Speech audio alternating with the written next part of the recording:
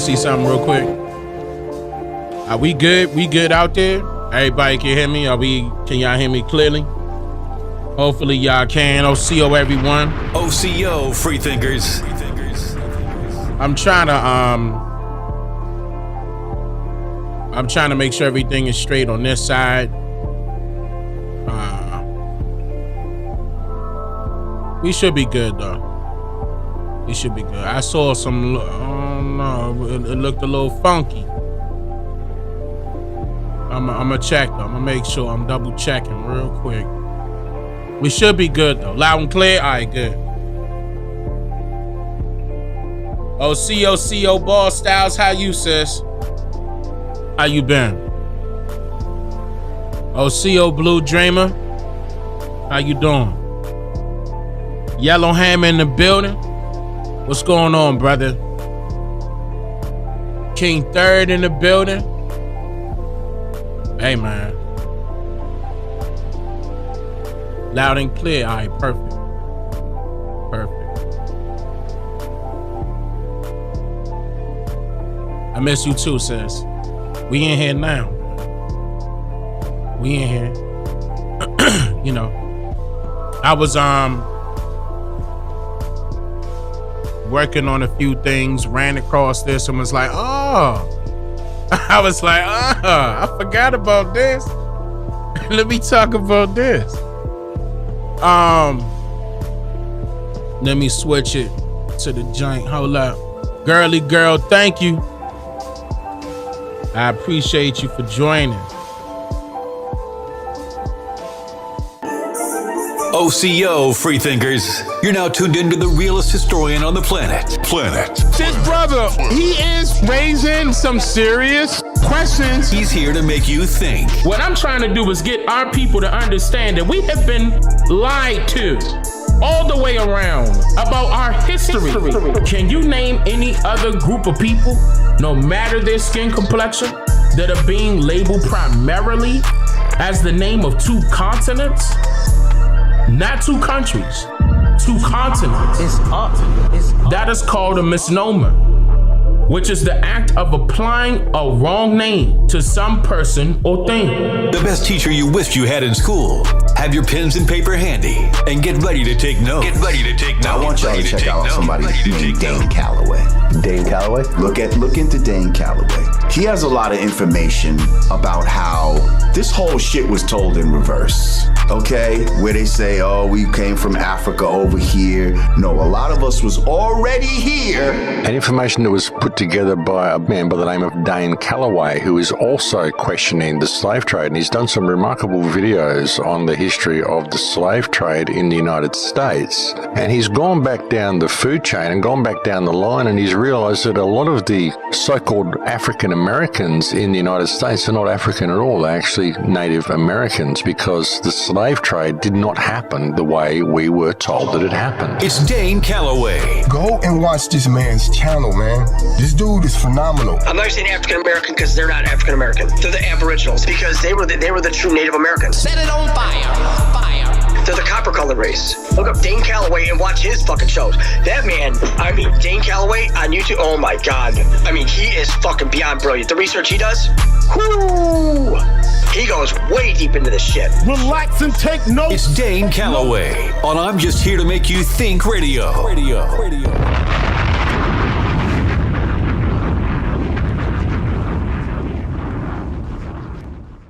right, let's get it. Let's go to the, no, wait a minute, not the classroom. My bad. Let's go to the main, drop a bomb. Appreciate you all for joining. So yeah, man, you already know what time it is. Let me do my shout outs right now. Y'all ready? I ain't do my shout outs in a minute. I need to do my shout outs right now. I need to warm it up.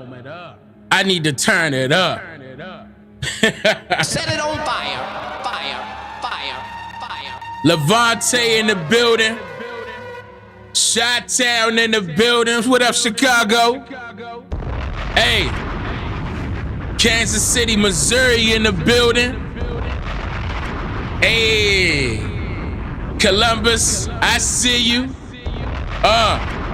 Jacksonville, Florida, Duval in the building. What up?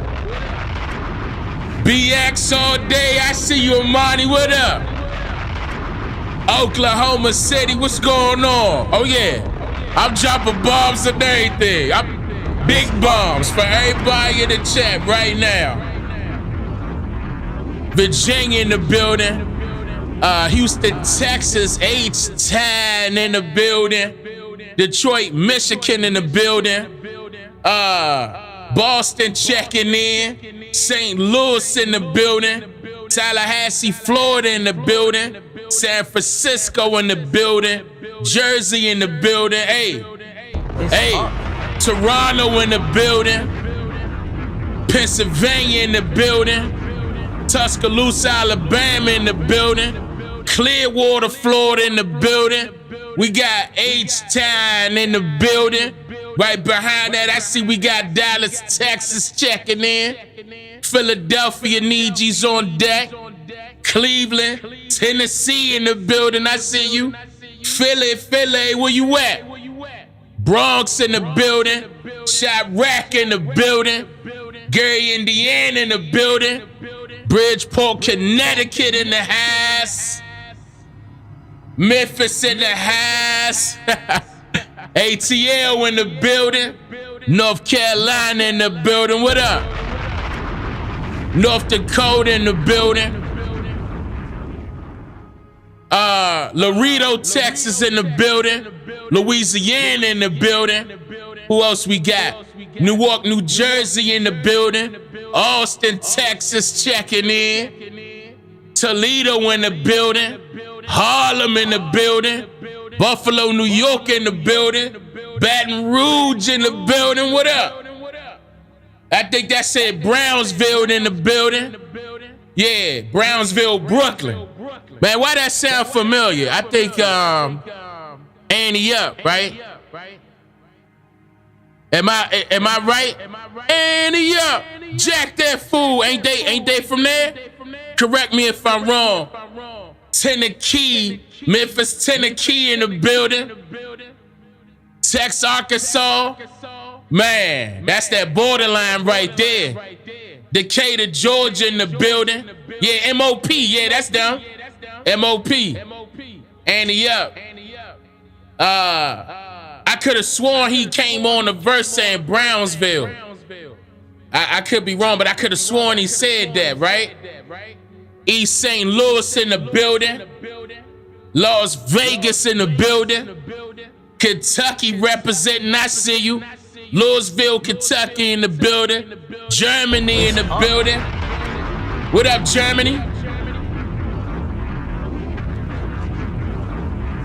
Churchland, VA in the building. What up, VA? Shout out to Virginia. Shout out to Maryland. Shout out to DC. What up? What up, Slim? I see B-More. What up, B-More? Mobile, Alabama in the building. Yeah, man. Newman, Georgia in the building. Newman, Georgia in the building. What up? Long Beach, Cali in the building. San Antonio, Texas in the building. Eastern Shore, VA in the building. Hey, you in West Bubba. Eastern Shore, VA in the building. Woo! Them trips to the gas station, 15 minutes. East New York, Brooklyn in the building. Compton in the building. What up, Compton? LA, what's going on? Hey, Waldorf, Maryland in the building. What up, Waldorf? Nice houses out there. Baton Rouge, Louisiana in the building. I was about to say LA. Baton Rouge, Louisiana in the building. St. Louis in the building. Penn Center, South Carolina in the building. Savannah, Georgia in the building. Kingston in the building. What up? Henderson, Kentucky, I see you. H-Town in the building. Penn Center, South Carolina. I see you throwing it in there. Throw it up. Ain't nothing wrong with doing it 2, 3, 4 times. Pittsburgh, PA. Youngstown, Ohio. Farmersville, Texas. Man, that sound like that's about to be some good food the way they named that area. Man, Gola in the house. Temple, Arizona. Oh, yeah, Temple, Arizona in the building. Birmingham, Alabama. What's up? I see you, Birmingham. What up? Gulfport, Mississippi in the building.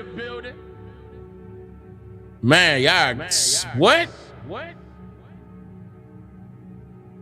Man, what up? Yeah, I see you. Inglewood, what's up? Portland, what's good? South Jersey, we about to get it started. We about to get up in here. I just wanted to give my shout outs. Harlem World, I see you. I wanted to do my shout outs since I didn't get a chance to do a last live stream. I wanted to get that up in there and talk to my folk real quick. I don't see nothing wrong with that as long as you don't. Hope all is well. Hope Well VA in the building. I like that name. Cincinnati, Ohio. I see Indiana. Champaign, Illinois. Champaign, Illinois. I said champ. Champaign, Illinois. What's up? Oklahoma in the building.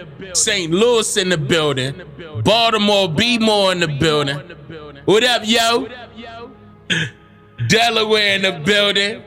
Cleveland in the building. San Diego, Detroit, Alabama, Chicago, California. You know, that's how they do it in B-more. They be like, what up, yo? Yo, you got yo? Yo, they say yo more than New York. Everything yo in Baltimore. I'm born and raised in Washington, D.C., so there ain't nothing but a hop, skip, and a jump to B-more. We know how that, I mean B-more. The real B-more, not just B-more County. Watts, what up? I see you.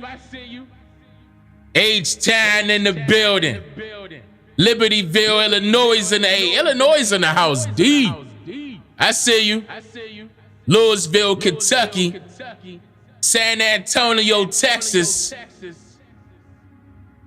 Fresno, Cali in the building.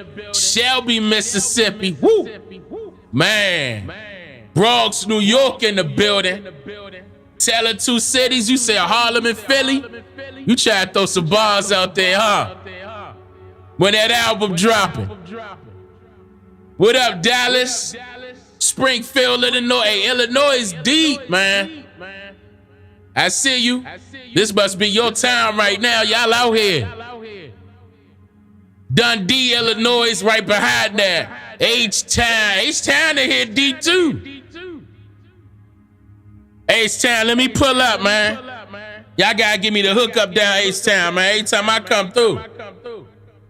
H-Town, show love, H-Town. What's up? I pull up. You gonna pull up? We got shows coming up. Get ready. I'm about to be on stage.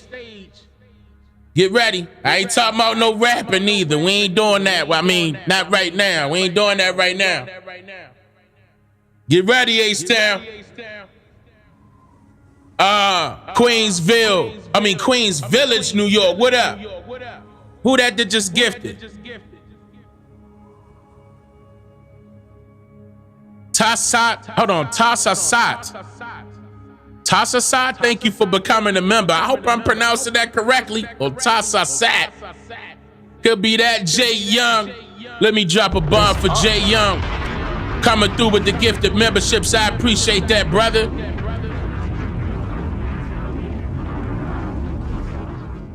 Florida gang. Oh, see, you said y'all definitely in the building. Hold up. Florida GA in the building. Okay. So you rep. Oh no, Flo Villa GA in the building. I see you. Let me get that correct. Brownsville in the building. South Central California in the building. That's another spot. We got to go everywhere, man. We got to go everywhere. Dynamite things for you. I appreciate that. Thank you for becoming a member. Let me drop a bomb. All right. Let me take off this song. Did I leave the echo on? Hold up, yeah. Yeah, so I'm I'm gonna jump into this because this is what we about to do, right? Oh, this I'm actually glad I thought about this. Before we get started, let me ask y'all something. Yesterday, right? Did y'all service go out on y'all cell phone, or maybe y'all internet was acting up? Did anybody's service go out yesterday? I mean, because people were saying it was AT&T, but when I looked at the reports, it was everybody. I'm talking about every service provider went out. It was a nationwide outage, and not only that, it was for internet providers also. So it was like AT&T, Verizon, T-Mobile, and then all the cable providers went out too, like for a short period. Then they said Twitter went out. They said Google went out. I was like, damn. Solar flares, what y'all think? Well, okay, so what y'all, hold on, what the hell? What happened? Well, oh, somebody, ho. Hold up, go back. Root, oh. Set it on fire. Big bomb. Root came in and dropped a big 50 gifted members. Big 50. Root, what's up, Root? Set it on fire. I appreciate that, Root.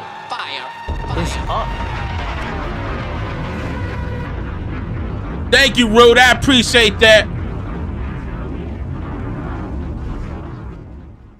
50 gifted memberships. That means if you ain't a member right now, I mean, I'm just saying, when people doing that, they looking out, man. I appreciate that. So what y'all think? Like, I mean, cause I'm gonna be real with y'all. My stuff ain't go out.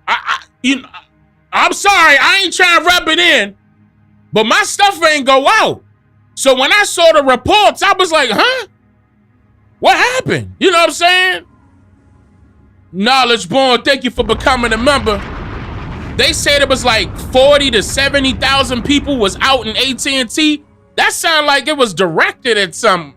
Now they said nationwide, but if I take a, like, you know what I'm saying? If I figure out where it was located, I'm just saying, that sounded like that was directed. That sounded like that wasn't outside. That sounded like, to me, that was inside. I'm gonna tell you right now, because remember that live stream I did about the telecommunications and how they all lined up? Telecommunications with the internet, all of them, same thing. Now, in order for, notice how you said they were hacking, right? Now, listen, hear me out.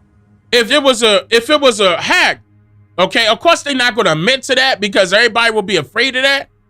But just think about that. If it's a hack, why the services will go down? If anything, it's an outage.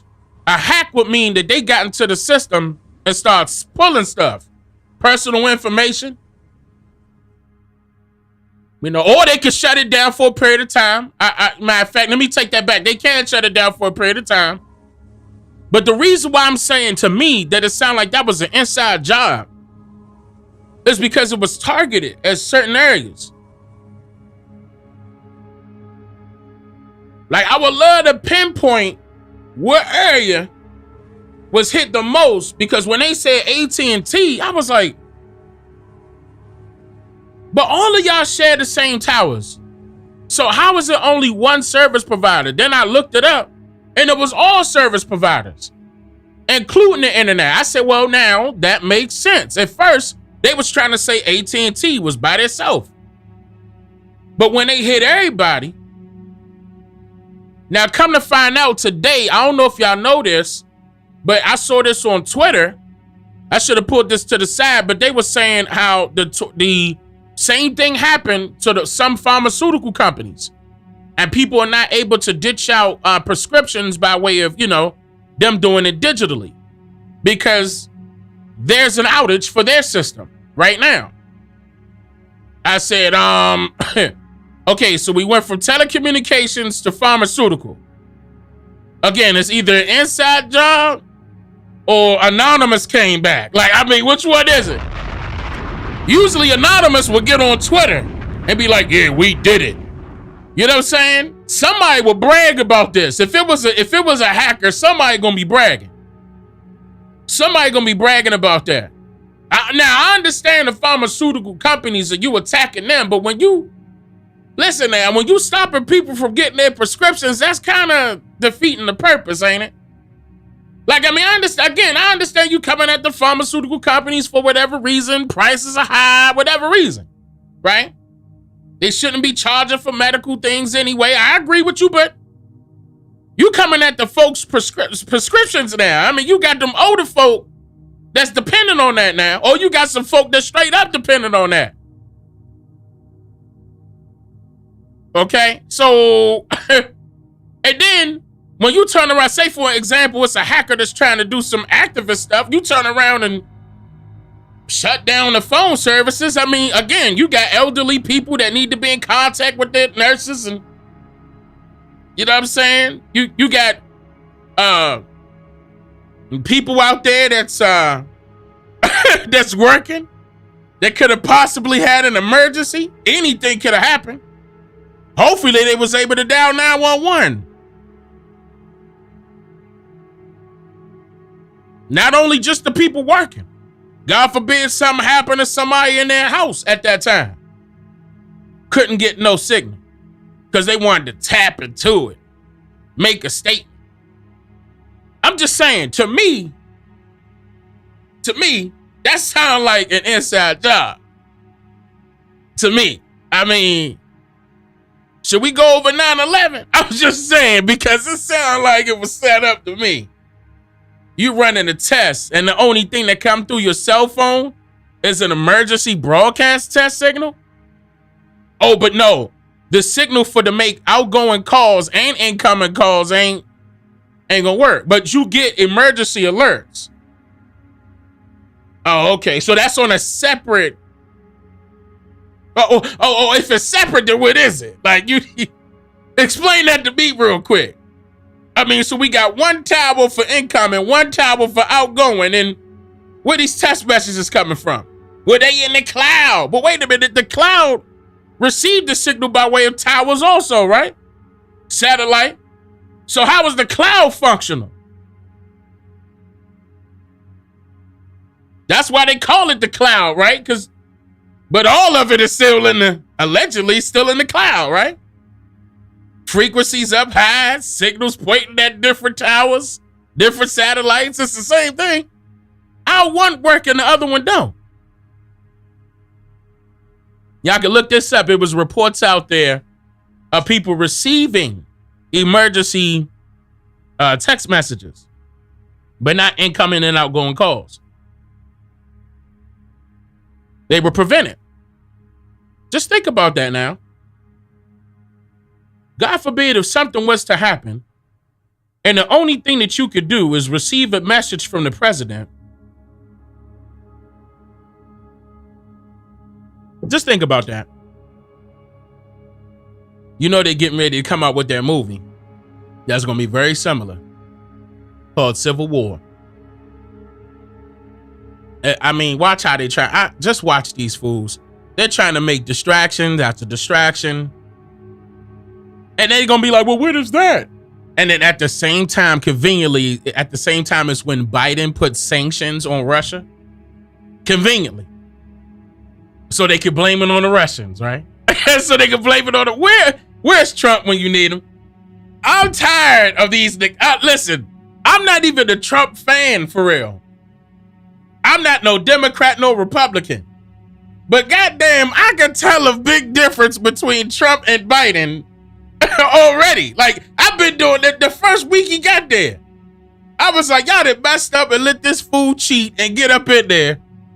But anyway, we gonna cover this topic. Speaking of that, I'm just saying, because the reason why I'm like, I mean, this, did y'all see, hold on, let me see if I can pull it up.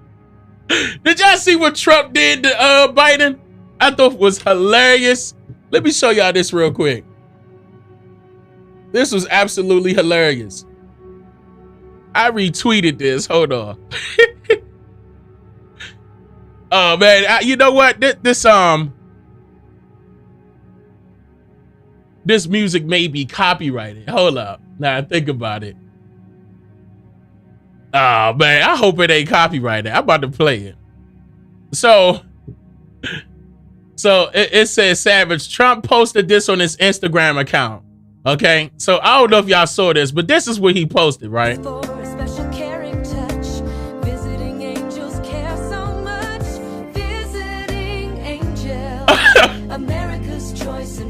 Living assisted service. I was laughing so hard, bruh.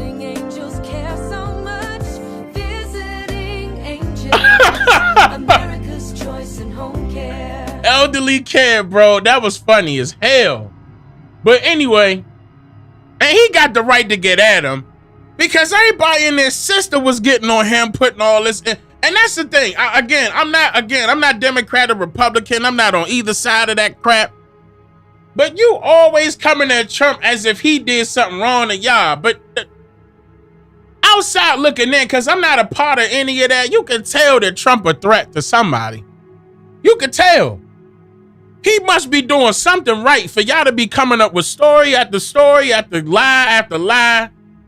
And then you trying to control the narrative. You spin something that he said, twist it up and try to make pretend like it's something that it's not. And I'm about to get into that.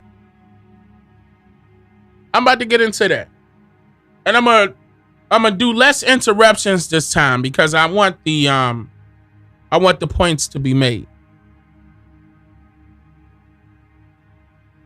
I'm about to show y'all something. And I'm gonna start it off right in the beginning like this too. And before I go any further, let's be very clear that I am not endorsing any political party within this video or any of my other published works, investigative research, anything I write, or anything else that has to do with me for that matter.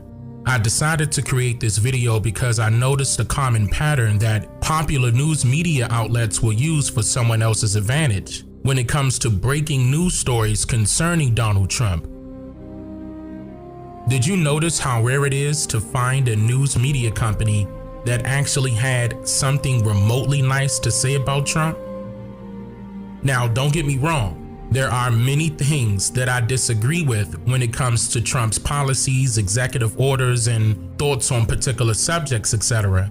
But why is it that every single news media broadcast about Trump that we see campaigns negative commentary concerning his every single move, even before his announcement to run for president?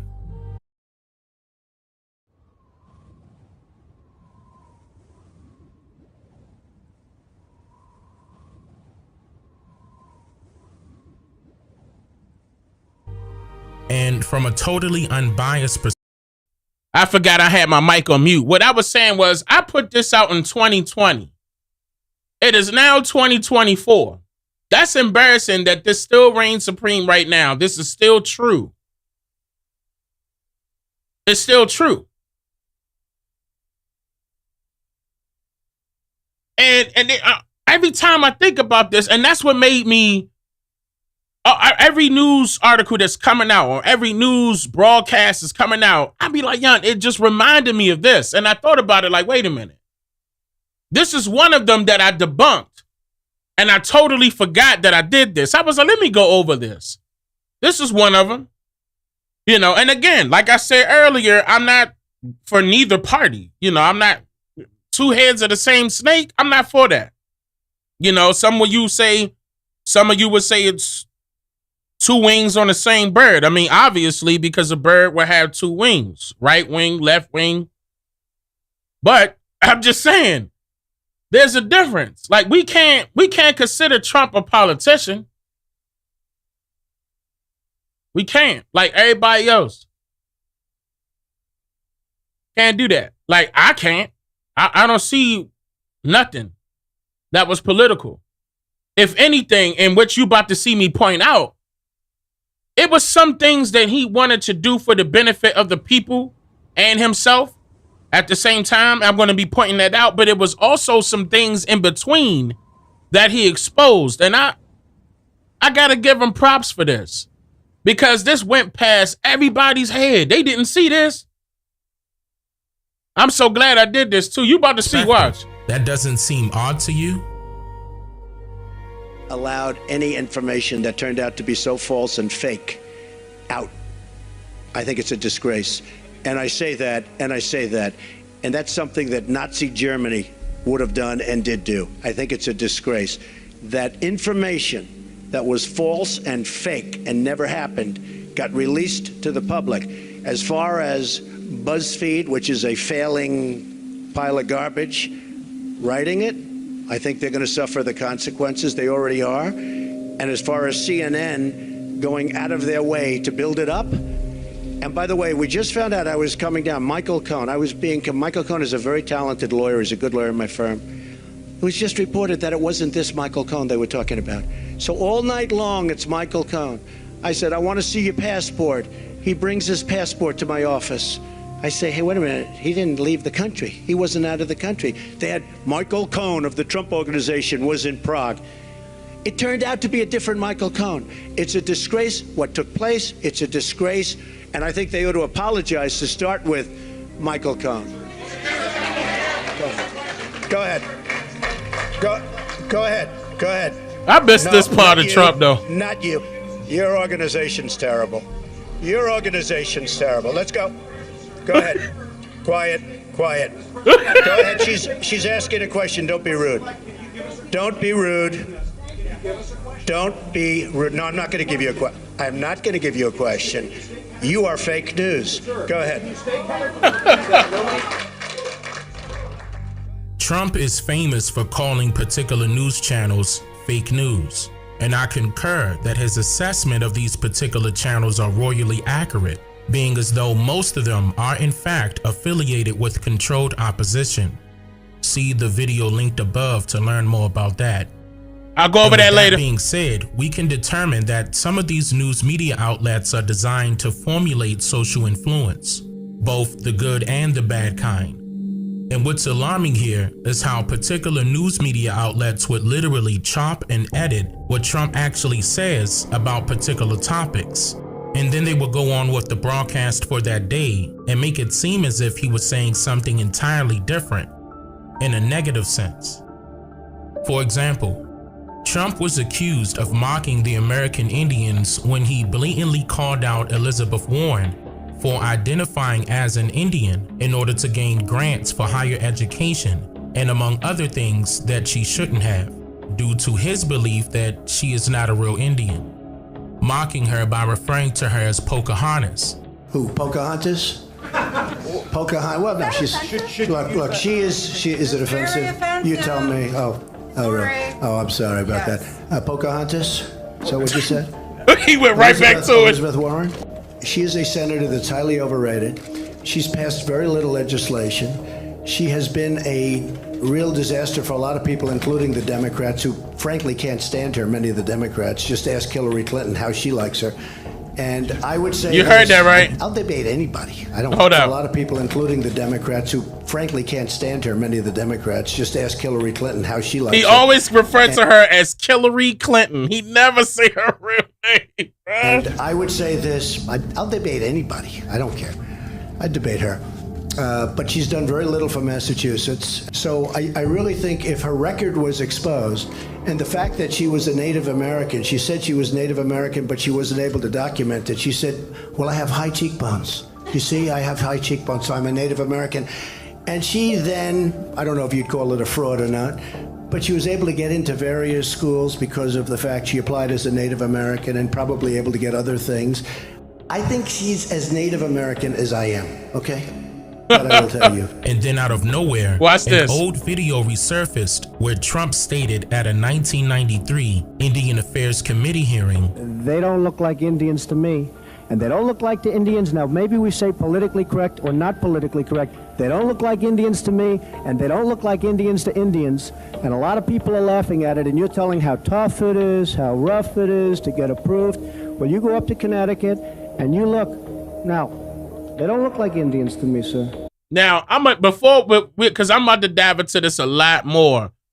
I broke this all the way to F down. And it was some people out there right now that consider themselves Indians, and they was trying to say, no, Donald Trump was referring to the so-called black Indians in Connecticut. He was referring to black Indians in Connecticut, and they were so wrong, and in their feelings that I broke this stuff down.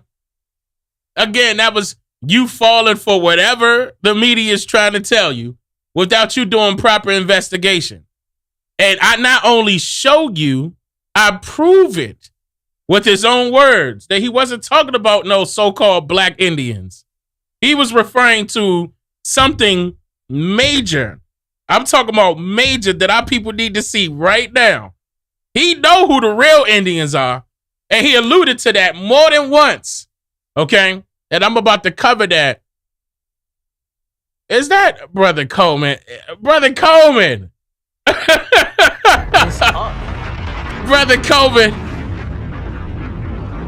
Set it on fire. Fire. Fire.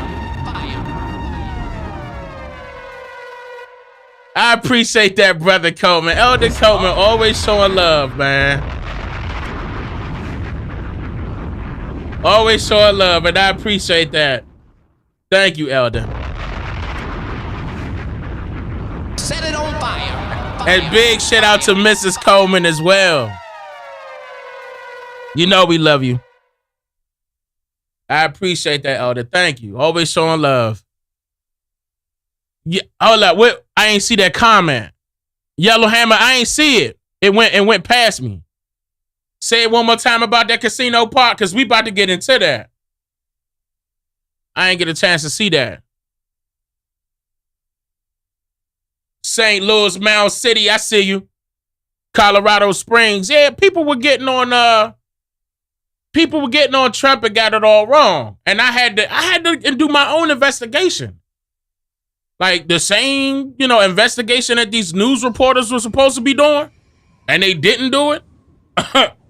And they didn't do it. And I'm going to show you that they didn't do it.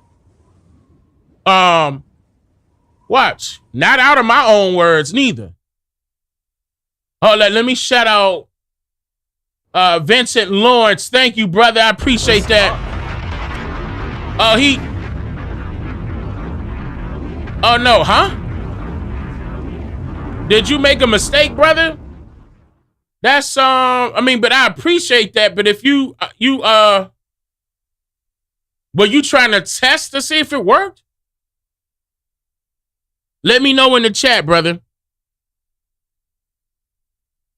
Let me know in the chat. Because if that was just, I could refund you if need be, brother. Because I don't want you to think that you got to do all that. You don't have to do all of that. If anything, that will be out the kindness of a person's heart. And shout out to Quinn Rollins as well. Thank you for the donation. I appreciate that. Des's sister became a member. Mike Nice became a member. Lay Vision became a member. Hey Y'all TV became a member. I like that. Mr. LaShawn Dobney became a member, and Knowledge Born became a member. I appreciate that, y'all. And oh my goodness. Set it on fire. Fire. It's fire. Fire. Sister running there. Running there. Set it on fire. It's fire. Fire. Fire. I appreciate that, sister. Big hugs, firm handshakes. I appreciate that, sister. Thank you. Big don't know. It's up. Y'all showing love. I appreciate that.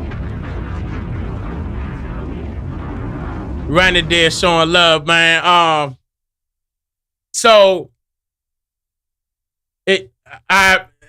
There go Elder Colvin.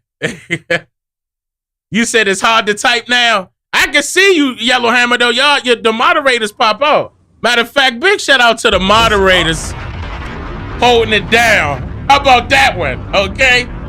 Hold it down. Pay bum gifted a membership. I appreciate that. Oh, C.O. Catawba Can, what's up? BCU in the house.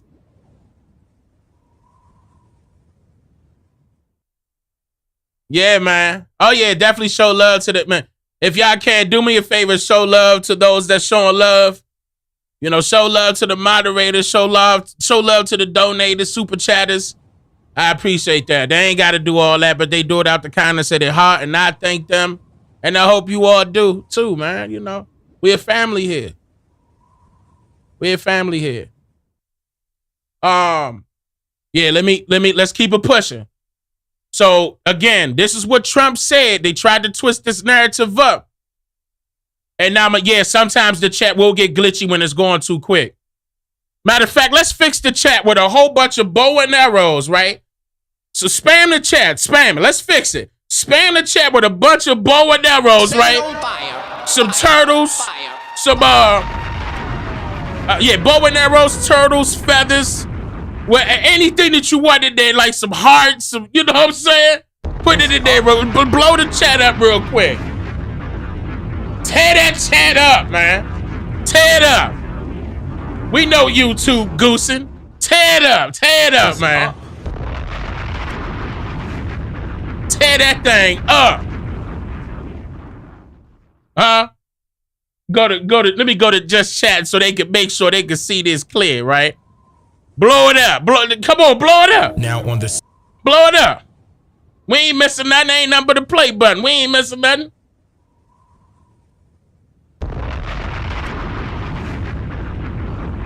Member for life, Darcel. I appreciate that. Yeah, man, look at that. I love, man. This is all family right here. I appreciate y'all. Google is being Google, yeah. Don't worry about it, Vincent. Like, if that, look, you don't got it, Vincent. You can talk to me in the chat. You don't have to donate each time, Vincent. You don't. I appreciate that though. Don't get me wrong. I really do. But you could definitely talk to me in the chat, brother. I wouldn't want you to have to keep doing that. But of course, I do see the donations that do pop up. Shout out to the Niji. Shout out to the Niji. You know what I'm saying? Dynamite that put grapes in the chat. Like, well, hold on, what time you want? Like, it's late. I understand, but hold up. Huh? I'm messing around. All right, let's do this. Because look, like when I see some grapes, you know what I'm saying? I'm thinking my wife feeding me grapes. That's the first thing that come to my mind. And we try to keep this professional here, okay? This ain't X-rated. Okay? He gonna put some socks in the chat. What is that? I ain't even know that existed. It don't matter. Blow the chat up anyway. It don't matter. Just not with socks though. Some of y'all ain't take a shower yet. I don't want to smell all that from over here. You keep them socks to yourself, man. Darcel, thank you for the donation. Necro, thank you for thank you for becoming a member. I appreciate that. Knowing they ain't even take a shower just yet. Been outside and everything. You know what's going on. Been sweating, huh? Nasty. All right, come on. I'm messing around. Come on. Let's get it. So this is what, I'm going to go back real quick, just a tad bit. I think I did already, didn't I? How tough it is. Yeah, let's just a tad bit so you can hear. Old video resurfaced where Trump stated at a 1993 Indian Affairs Committee hearing, "They don't look like Indians to me, and they don't look like the Indians." Now, maybe we say politically correct or not politically correct. They don't look like Indians to me, and they don't look like Indians to Indians. And a lot of people are laughing at it, and you're telling how tough it is, how rough it is to get approved. Well, you go up to Connecticut, and you look. Now, they don't look like Indians to me, sir. Now, on the surface, the media painted the picture around this time as if Trump was mocking Elizabeth Warren and the American Indians, when in fact he was simply exposing the fraudulent activities surrounding the acceptance of new members of Indian tribes and nations alike. In which I go into this topic a lot more here in this video linked above. I'm gonna go over that video at another time. In the 1993 maybe tonight. Video, Well, depend. It depends. Where Trump stated that they don't look like Indians to me. Let's go over that information that some of these news media outlets either overlooked, never looked at, or purposely bypassed altogether in order to control the narrative. And be sure to leave your comments below and tell me what you think. Donald Trump appeared before the Subcommittee on Indian Affairs on October 5th, 1993. Here we go. And according to the transcript of this particular hearing, a lot of what was mentioned here has been edited out of the video by whomever news media company released this video, in part for defamation purposes solely directed at Trump's reputation as a credible source for Robert Torricelli's proposed legislation on the Indian gaming industry. You are in the fighting ring of history. We stand with the people of Ashraf. We stand with the MEK. We stand with the people in the streets of Iran fighting for freedom. We stand for freedom. I may have got his last name wrong. You stand to defend your corruption, your oppression, the denial of freedom. One of us will win, one will lose. One will die, one will live, and I'm betting on us every day of the week.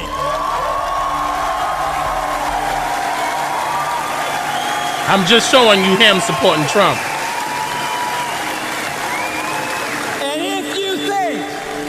And if you think that our internal divisions mean that a Democratic Party one day will return to power to save you, you are betting on the wrong horse. We stand with President Trump in destroying the regime. On page 163 of the transcript is where Donald Trump is introduced to the committee by Robert Torricelli. So this is his situation, and I don't know if I'm saying this guy's last name incorrectly. Y'all could get on me because I believe I mispronounce a lot of Italians' last names in this video. It could be Torricelli. You know, I don't know. It was 4 o'clock in the morning when I recorded this, so y'all gonna have to excuse me. Who was a representative in Congress from the state of New Jersey. But just before Trump was introduced, Robert informed the committee of some very important concerns surrounding the Indian gaming industry. It says here that Robert stated to the chairman, "For almost a century, my state and many areas of this country have been plagued with the scourge of organized crime. It has been a parasite on businesses that have legitimately attempted to operate in my state, and indeed been an embarrassment to many parts of our community. After extraordinary efforts by the federal government and significant changes in the law in recent years, by any accounts, we are close to breaking the back of organized crime. But an extraordinary irony is arising. Just as we find family after family that are being broken, it is my own judgment that a drowning mafia is being tossed a lifeline for its own survival. Unregulated casino gaming without supervisions to do background checks or investigations has opened an enormous door for the survival of organized crime as we know it." So he was pointing out the issue. A multi-billion-dollar operation is already operating in this country. Without question, some of the 175 operations in 26 states are already compromised. It can be no surprise that 22 serious allegations have already been made concerning some of these operations. Mr. Chairman, I think just for a moment it bears citing what some of these allegations are. I will not attempt to name most of them, but I will mention only a few. Now, real quick, because I don't think I pointed this out, that he pointed out these 22 allegations first. And watch what happened. The state of California, Barona Rancheria, Stuart Siegel admitted to being a front for organized crime. He has for a while headed the tribe's management firm. Cabazon Indian Tribe in California, after tribal vice president Fred Alvarez began complaining of money skimming, he mysteriously was found dead with 2 friends. This is the real. Rincon Indian Reservation in San Diego County, Sam Wings and 8 other organized crime figures were indicted, and a 15-count indictment compromised of felony charges. Jackson Rancheria, Anthony Tumac managed a bingo hall in 1985. He recently was convicted as being head of the Lucchese organized crime family. Now, I know I'm mispronouncing that. I said Lou Cheese in here, but I don't know how to pronounce that. Y'all could get on me about that. But again, this was 4 o'clock in the morning when I recorded that back in 2020. So But I know that they're a well-known mafia family. But I just, I ain't 4 o'clock. I ain't feel like picking up some video of somebody saying their family name correctly. But you get the point, okay? The state of Minnesota. And he only pointing out a few of them, by the way. Angelo Medjere. You saying Luke KZ's? Luke KC? Oh, Luke KC. Luke KZ? Sounded right to me. I did say Lou Cheese, but Lou Casey, okay. An alleged associate of the Pittsburgh organized crime figure, Carmen Ritchie, an alleged associate of New Jersey's Scarfo, who indeed had attempted to penetrate New Jersey casino gaming in previous years, has raised an investigation by law enforcement personnel. So notice this was more than just one area, okay, that they're pointing out. Not only New Jersey, not only Pittsburgh, but it's also California and New York. And it was more. Okay, not only did they point this out, pronounce Luke Chazee, okay. But watch what happened. There you go, New York, with John Gotti. Mohawk tribe, an associate of John Gotti, was arrested for shipping slot machines to the reservations. And in my own state of New Jersey, the Ramapo Indians employed one Robert Frank as a consultant. He was later convicted, along with Mr. Asaturo, of racketeering and extortion, of being the head of New Jersey's Lucchese crime family. I said Lucchese again. Mr. Chairman, 22 states, 22 instances where the threat of organized crime is not a theory. It is not somebody's conspiracy. It is a reality of everyday life. And the question is, what is this committee and what is Congress going to do to deal with the problem? End quote. Notice how this narrative has nothing to do with Donald Trump, but the media influenced some of the public to believe the narrative that this was merely Trump's way to make room for only his benefit, when in fact, Trump was there in support of legislation proposed by Robert himself to Congress. Robert goes on and says, 49 governors, and indeed the President of the United States, have all cited the current state of affairs cannot be allowed to continue. This committee heard previously from Senator Inouye claiming that negotiations with the governors would solve this problem. But indeed, a letter from the Governors Association that Senator Inouye has received claims that those negotiations are not adequate and they are not coming to a resolution, and that indeed this Congress must act. Mr. Chairman, I know the good intentions of this Congress and of this committee in trying to open opportunity for Indian Americans. I do not come before you claiming that there are no problems with Indian Americans. They are profound, and they are an embarrassment to each and every American. We have violated our word. We have not respected the most basic human rights of our Native Americans. But this is no answer. We are doing no favor to Indian American culture by destroying it, by opening up Indian gaming as a protected industry for them. We are destroying their culture. We are destroying their traditional leadership by inviting corruption in an industry without oversight, without basic controls for money laundering. Notice that. Now, so now you're seeing that gaming industry, the Indian casino gaming industry just came about at this time. Okay.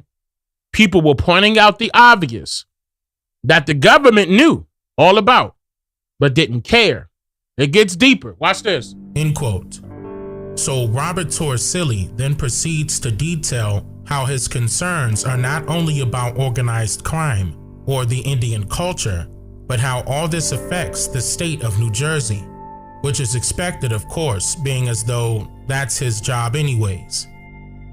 And then he goes on and introduces Donald Trump and says that, quote, the state of New Jersey knows Donald Trump. He chose to do business in Atlantic City, so we know who invests in his companies. We know who he buys his supplies from. We know who works for him. We know who walks in his casinos with cash, where it came from, and where it went. We know a lot about Mr. Trump, and we know a lot about everybody who attempted to come to Atlantic City. From established organizations like the Hilton organization through many lesser applicants. We rejected people because they didn't meet our standards. And today, we spend not millions, but many millions of dollars, not simply with a few inspectors, but hundreds of inspectors, to make sure that the same people who are cited as being involved in organized crime in Indian casinos throughout this country will not be in the state of New Jersey. We chased them out. We kept them out. They are out. And because they are out of the state of New Jersey, they are seeking to take advantage of Native Americans who want opportunity, but who will be victimized if we fail to protect them. I don't want to see discrimination. I want no part of denying opportunities to Native Americans. I come today not because in spite of those who will restrict their opportunities. It is simply a question of assuring that they are safeguarded, like Atlantic City and Las Vegas is safeguarded, and indeed that we all are protected against these elements, which we are so close to defeating in our country. With that, Mr. Chairman, if I could, I would like to yield to Mr. Trump. Trump is then allowed to speak, and he begins to immediately echo the words of Congressman Robert Torricelli. I broke this saying down. That organized crime is rampant on the Indian reservations, and that what is happening on the Indian reservations is known by the Indians to a large extent. This is where Trump is seen stating part of this segment via video. If this continues as a threat, it's my opinion that it will blow. It will blow sky high. It will be the biggest scandal ever, or one of the biggest scandals since Al Capone in terms of organized crime. I believe that there's going to be a lot of embarrassed and a lot of red faces. But to sit here and listen, as people are saying that there's no organized crime, that there's no money laundering, that there's no anything, and that an Indian chief is going to tell Joey Killer to please get off his reservation is almost unbelievable to me. The name Joey Killer that Trump alluded to here is the name of a New York Mafia-based assassin of Italian descent, in which Joey eventually released his own book in 1974 entitled Killer, Autobiography of a Mafia Hitman, which goes in detail about his lifestyle. So in other words, Trump is warning Congress about what exactly is taking place in the casino gaming industry, money laundering and other crimes involving organized criminals that just so happens to involve many Indian tribes because of their nation's leaders being vulnerable to possible malicious forces of unwarranted business practices and social influences. On the topic of rampant organized crime, infiltration on Indian gaming, Donald Trump is asked by Representative Bill Richardson, a Democrat congressman for New Mexico, has he presented this evidence to the FBI or to this committee? Do you have documentation of that? Then Trump responded by saying, quote, well, what I have is, I have many instances of events, one after another. Organized crime figures, killings, deaths, laundering on money. I mean, I could read them to you. Wisconsin, White Earth Tribe, and all the Apache Tribe. All instances one after another. I have more instances for you. You folks know that. I really believe you know that. And I can give you any documentation I have. Not only was this part left out from the video, but this the is media evidence. Intentionally does not mention that Trump did in fact submit his sources and evidence to this committee. And that's some of them. I have all of them. I have all documents that he submitted, by the way. I just put up some so it won't lengthen the video longer.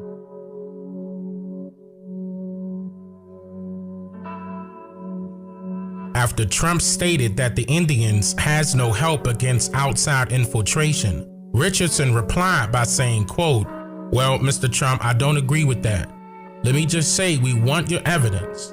Now, you have detailed that in your opening statement. We want to investigate this. This committee is not trying to cover anything up. We are interested in this issue. End Listen. But wait a minute.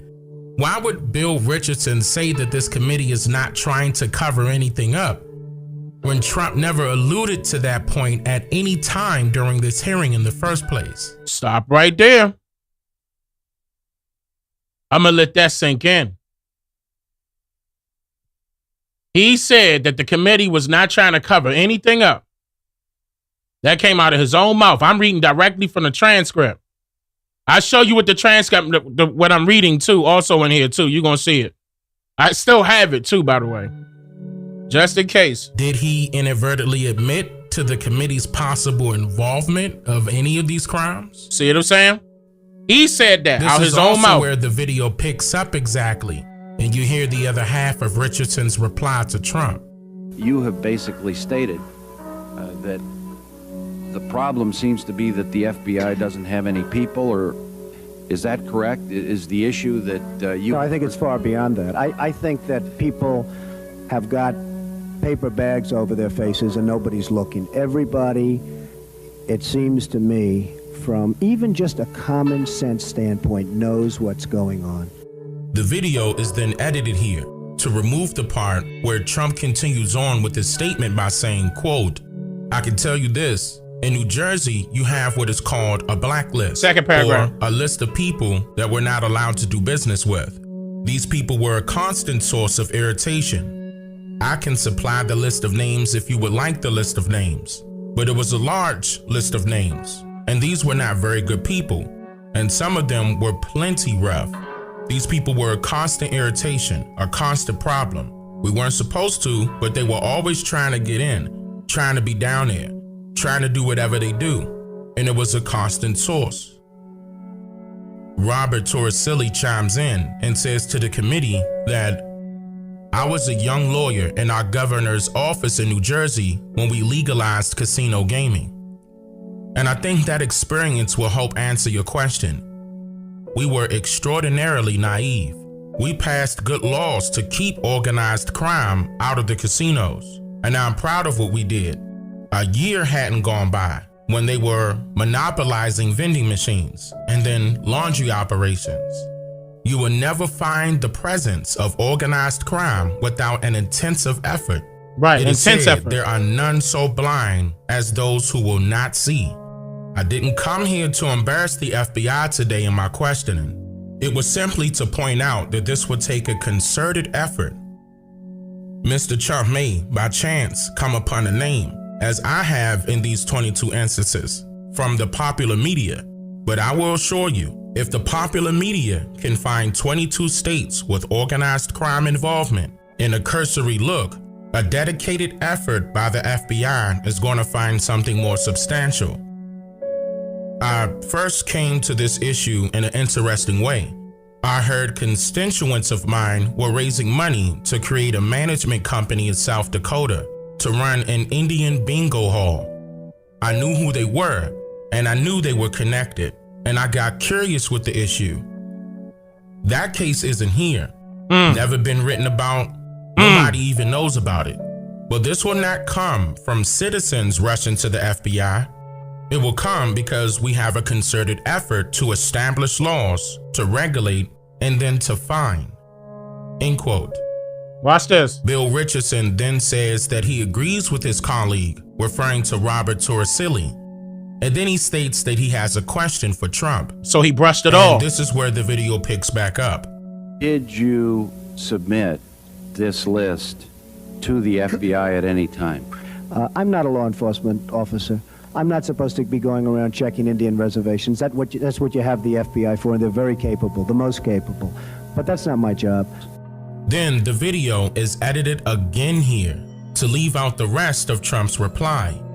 But I give it to you. Quote, my job is to come here and tell you that from a standard of the largest casino operator in the world, which I am, I would tell you that there is no way the gaming industry is going to be controlled and not be totally taken advantage, and in my opinion, totally taken over in almost every instance by the mob.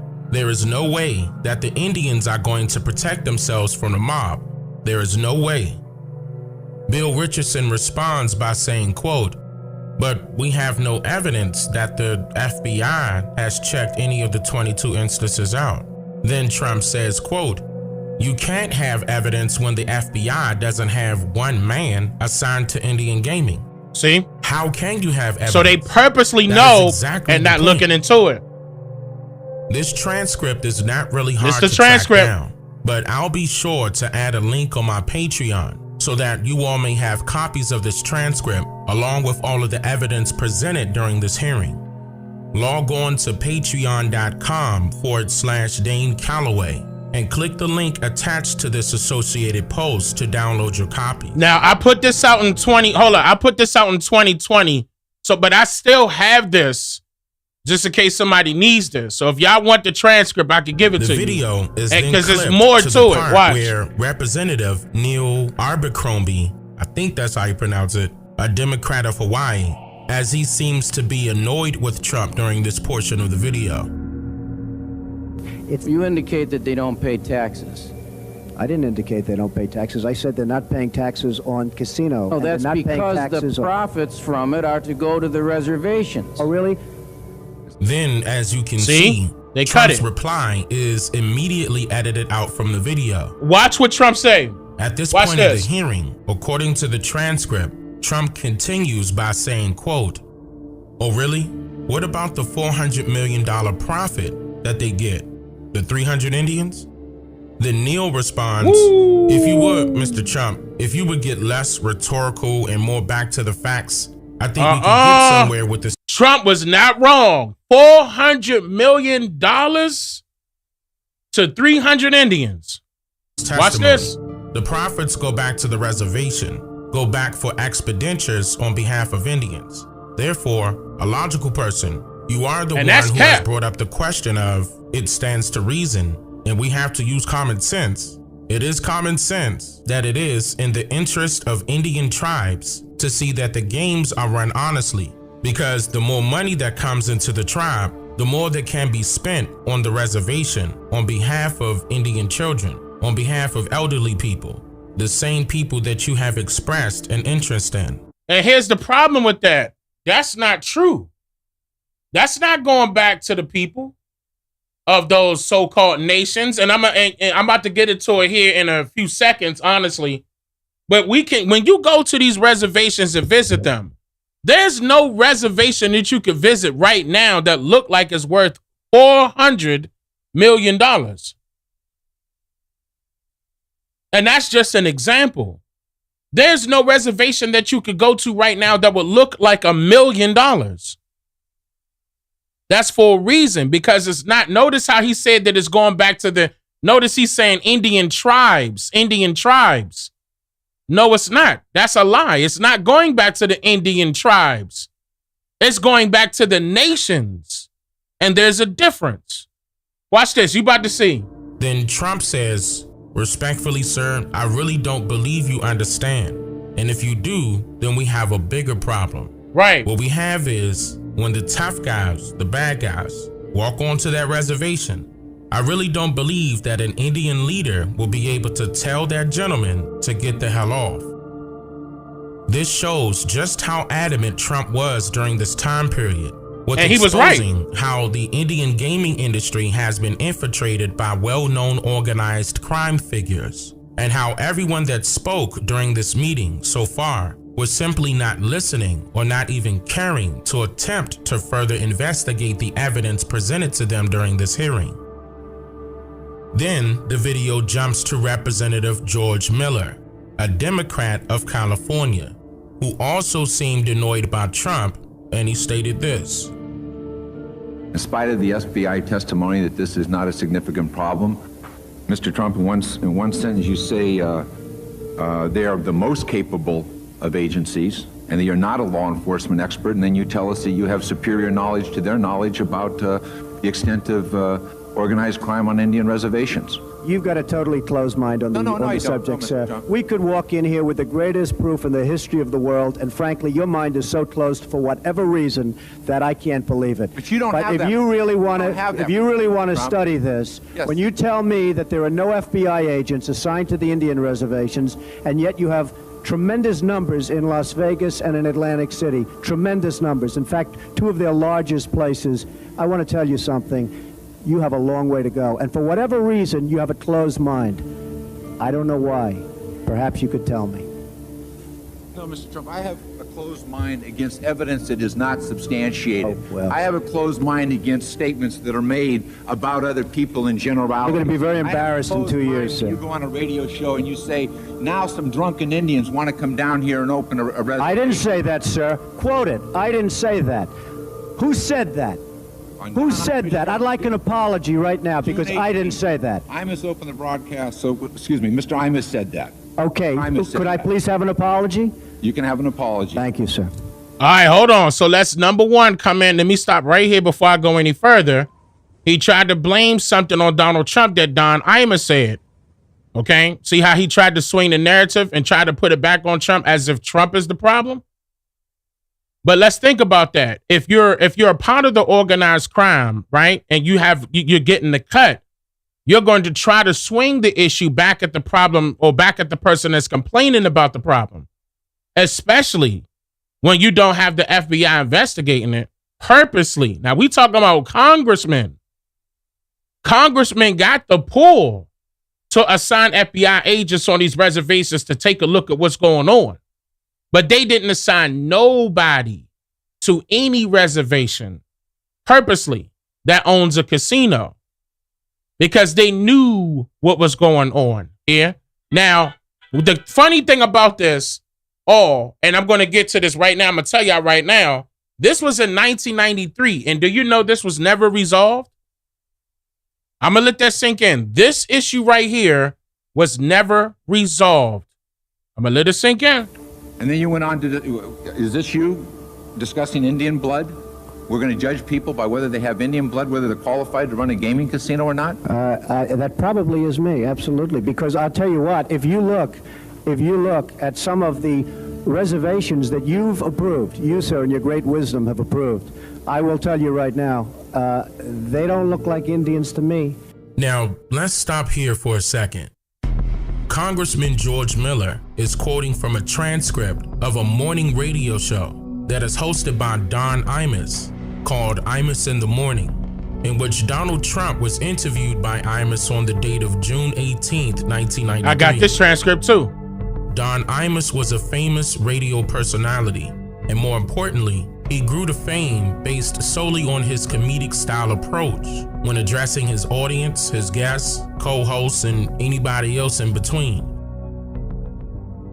But about the host of a syndicated radio show, Don Imus, a 56-year-old cadaverous, stormy petrel, full of himself and his gritty opinions. Every weekday morning, he and his stock company of bomb throwers broadcast a raucous repertoire of smut, bigotry, and political satire. His upscale listeners tune in because he's not as filthy as Howard Stern, he's less partisan than Rush Limbaugh, and he is often thoughtfully provocative. A little over a week ago, when Imus spoke at a dinner in Washington for media bigwigs and political hotshots, he attacked just about everyone in sight, including the president and the first lady, some would say viciously. So, who is Don Imus? Who is this aging bad boy who signs on the air as Imus in the Morning? His views were considered by some to be very controversial, but he didn't mind because he knew that was the main reason why people continued to support him throughout his lengthy 50-year-old career. He makes a lot of money, about $4 million a year, attacking the high and mighty in Washington. Because they're gutless weasels and they're hypocritical phonies. During this interview, Imus stated, quote, "So what is this now? A bunch of these drunken Indians want to open a casino down there in New Jersey?" By the way, he said Indians, not Indians. Remember we went over this in the last live stream? And they were trying to say that the term Indians was derogatory, a derogatory statement. Keep in mind, this was 1993. And remember, I broke down INJEN, INJEN. If y'all didn't see that live stream, I believe I have portions up right now of that live stream on the channel if you didn't get a chance to check that. But notice his terminology used here, okay? INJENs. Now, this is directly from the transcript. INJUNS. Now, the reason why I didn't show you the paper of the transcript this time around is because I was trying to break that up so you could see, you know, hey, I still have the transcript, but let me show you words on screen this time versus just showing you the paper that I have. But This is directly from the transcript. I gave you the date and everything. Here we go. And then Trump replied, well, it's a battle that we're fighting, and I think it's being successfully fought. A lot of the reservations are being, in some people's opinion, at least to a certain extent, run by organized crime and organized crime elements, as you can imagine. There's no protection. There's no anything. And it's become a joke. It's become a laughing joke. Hold up. I-N-G-E-N. I hope I said that earlier. Yeah, y'all got it. I-N-G-E-N. That was the correct spelling. That was the original spelling. I-N-G-E-N. INGEN. INGEN. That's correct, though. And the politicians around 1987 passed a law where the Indians can have virtually unsupervised casino gaming. So we're in there fighting it. Look at that. So there's no protection. There's no anything. And it becomes a joke. It becomes a laughing joke. And the politicians, listen, around 1987 passed a law where the Indians can have virtually unsupervised casino gaming. That is very important. That just lets you know how recent this was done. Prior to that, there was no such thing as Indian gaming. As far as Indian casino gaming, let me state that correctly. Okay. Now, of course, Donald Trump was in there. He has his own casinos, and people were turning, it's not working out of his best interest because the Indian gaming is this, the Indian gaming is that. You got to understand, Donald Trump has to pay taxes, but since they allegedly are supposed to be the American Indians, they don't have to pay taxes on casino gaming. So this is where, this is one issue that he had. Two, they're not being ran properly. He has to go through all these criteria that he must follow that they set forth by state. But the American Indians don't, dealing with something that is not indigenous to this land, which will be casino gaming. That ain't got nothing to do with the Indian tribes. That has all to do with whoever's running the Indian nations. We about to go into it. I think we're making a lot of progress. I think you'll see some very major things happening over the next couple of months. Imus responded, in your mind, is there any legitimacy in them being allowed to have casinos in states where there are none now? Like, say, Connecticut? See? Where there are none now. And them being allowed to have casinos in states where there are none now, like, say, Connecticut. Keep that in mind. Remember, what'd he say? They don't look like Indians to me. Oh, no, did I play the whole thing? All right, let me not give it away. I don't think I played the whole thing yet. Wait a minute. Trump responded, I think it's up to the states. I mean, one of the things we did is bring a lawsuit and say it's states' rights. It's states' rights. As an example, Governor Cuomo in New York didn't want to have the Indians having casinos. The churches didn't want it. It knocks out the bingo. It knocks out the charities. It knocks out a lot of other things. So what they did is they filed suits and they filed everything else. Ultimately, the governor of New York was forced to pass this horrendous situation that's taking place in upstate New York. I think it's going to be changed, and I think it's going to be changed fairly quickly, Don. Imus said, so will Indians be allowed to open casinos here in New York? Trump said, I think it's going to be unlikely within the next year. Imus said, okay, this is just my opinion, but I don't think it makes sense to anybody to have Indians operate casinos in New Jersey. Then Trump says, General George Custer was against it also, and look what happened to him. Trump mentioned the name George Custer, referencing how George and his small group of 200 or so soldiers were not prepared to see the Sioux and the Cheyenne Indians fight back with a vengeance that eventually led to George's death at the scene of his last battle, called the Battle of the Little Bighorn in 1876. Yeah, they got their butt So whooped. being sarcastic, Don Imus said that it didn't make sense to anybody to have Indians operate casinos in New Jersey. And Trump replied by alluding to the possibility that you could be killed if you don't work with the Indians. Or in this sense, Trump is saying that your business can be killed if you don't do business with the Indians that live there. Imus responded, but in New Jersey, obviously you have 3 casinos. You already have casinos. Trump says, right, but the difference is I pay taxes. The Indians aren't paying any taxes. See? The Indians aren't putting anything back into what's happening. The funny thing is Kumo was forced to put, and now all of a sudden they send him certified letters. We want bridges. They call it the sovereign nation. They call it a nation. This great sovereign nation, the Indian tribes. Woo. All of a sudden, it's nations. Woo. Before, it wasn't a nation. Before gambling. Now it's this great sovereign nation. We protect, we do this, we do that. But when it comes to gambling, it's a sovereign nation. Woo, let me let that sink in. Woo, Trump went ham. Trump went ham. Now, if anything, they didn't point this out. Trump was telling the truth right here. They call it a sovereign nation. This great sovereign nation, the Indian tribes. All of a sudden, it's nations. Before, it wasn't a nation. Before gambling, now it's this great sovereign nation. We protect, we do this, we do that. But when it comes to gambling, it's a sovereign nation. He was pointing it out. Right there. Trump did not lie right here. He put them on blast right here. Big time. Notice how they not gonna point this out. So it's really a double standard and no taxes are paid. No supervision's there. Tremendous crime. And most of the Indians don't want it themselves. Hold up. And most of the Indians don't want it themselves. Then he said, the leaders, all chiefs and no Indians. And the leaders want it for the obvious reason. But I think it's something that's going to end. Or it's certainly going to be supervised very, very stringently. Hey, you can't tell me that Trump wasn't exposing that. Trump went pointed ham. out something very important here concerning the descriptions that were originally used and then later changed all of a sudden to represent a totally different purpose. Right. Where Trump said they call it the sovereign nation. They call it a nation. This great sovereign nation, the Indian tribes. All of a sudden, it's nations.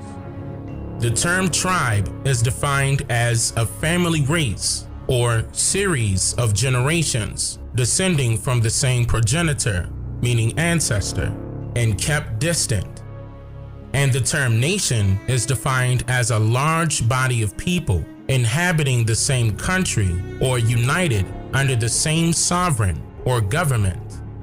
The term nation is synonymous with words like kingdom, republic, federation, confederation, superpower, society, empire, and state, just to name a few things. This means that the term nation has nothing to do with the ethnicity of a group of people, like the Indians in the sense. The main purpose of a nation is to combine a large number of people, no matter their genetic makeup, under one umbrella of dictatorship by way of rules and regulations of one particular council of authorities, foreign and domestic. Woo! I'ma drop a big bomb. Uh-oh, my bomb ain't go off.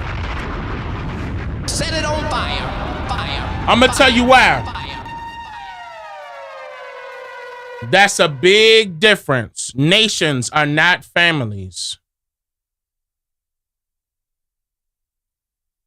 Nations are not families. You don't have to become members of a family.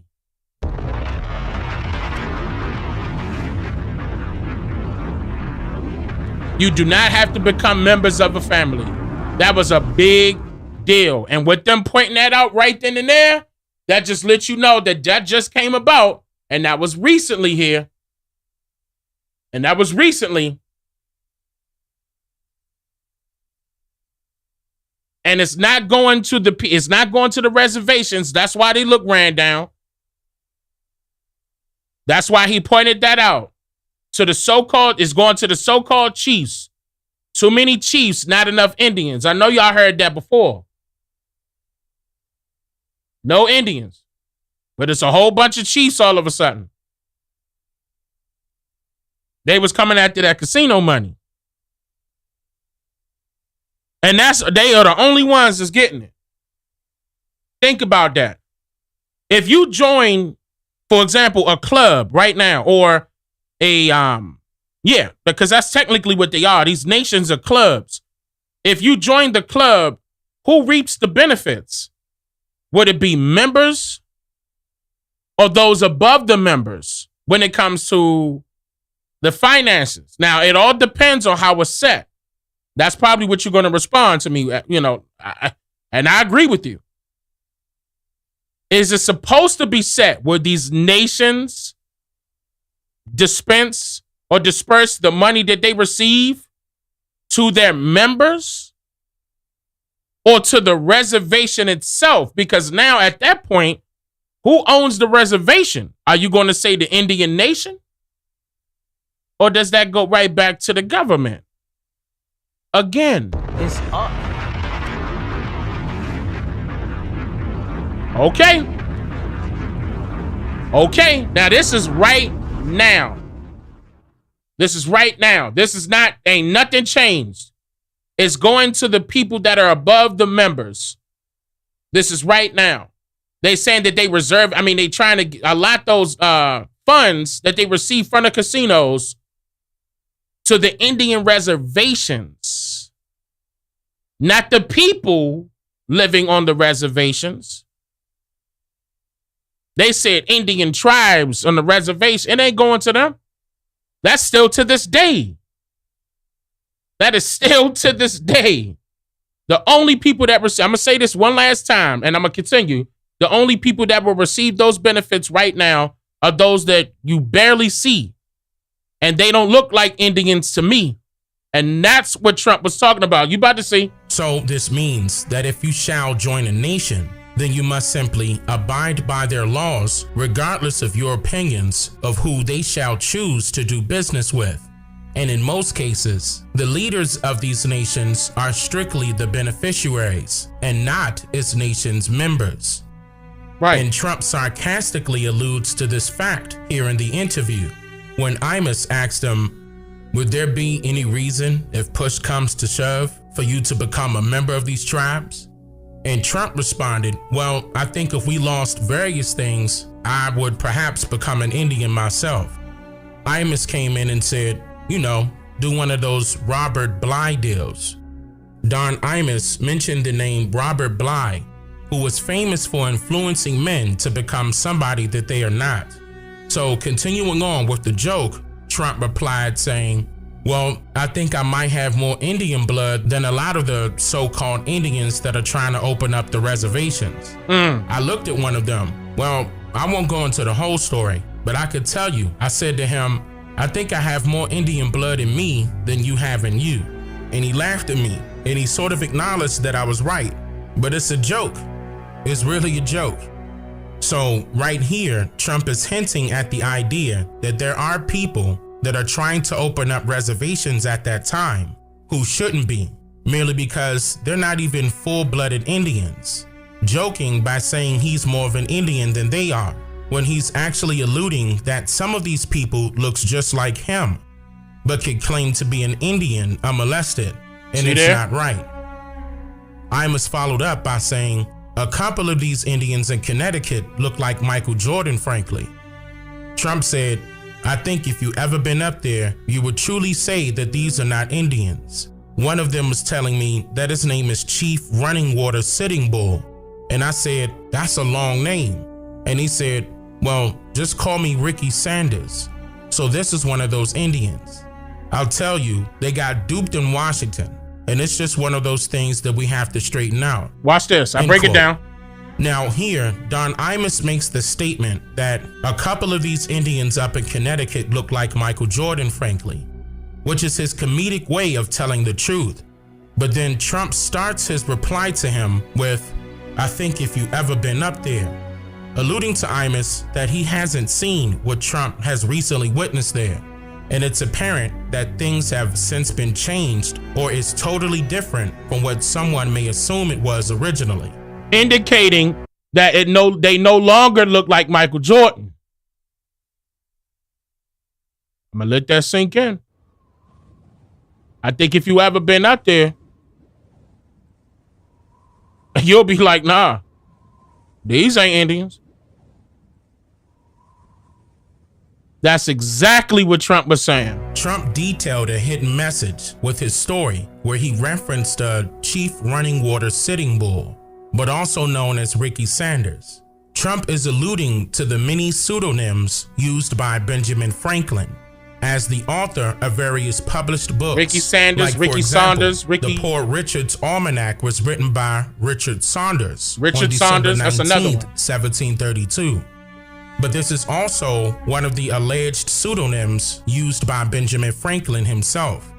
So Trump was indicating here that some of these Indians are simply disguising themselves as being someone that they are not. Who got duped in Washington, according to what Trump is referencing here, is the government, or Congress rather, because they allowed the Committee of Indian Affairs to approve of various people to now become Indians, a part of a nation, when they truly have no ethnical indigenous background or pre-colonial connections to any tribe to even be there as members in the first place. That's right now. That's still going on. After this radio interview with Don Imus, here's Trump 3 months later, August 5th, 1993, on national television.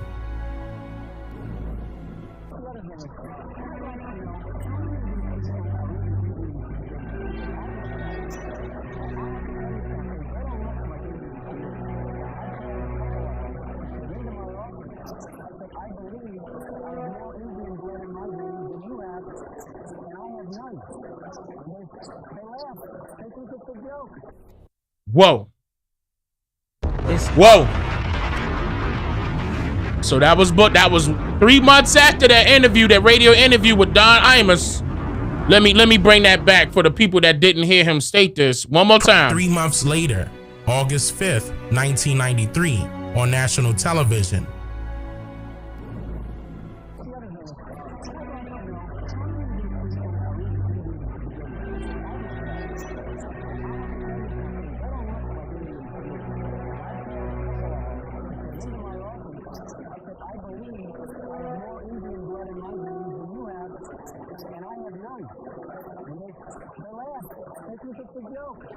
Now, notice how that says Trump campaign struggles in June. It was Trump versus Clinton. But their MSNBC was replaying this, okay, to try to campaign as if Donald Trump was being, like, in a way, a form of racist. And he wasn't. He was pointing out the obvious. He was pointing out the obvious. And, oh, y'all couldn't hear that? Can't hear it. Audio is low. Hold on. Wait.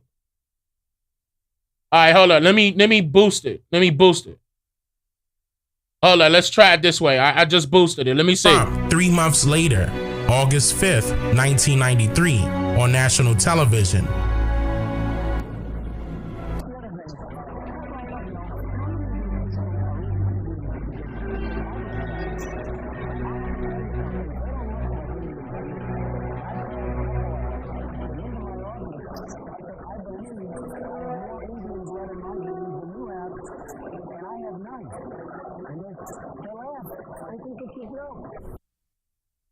Y'all heard it that time?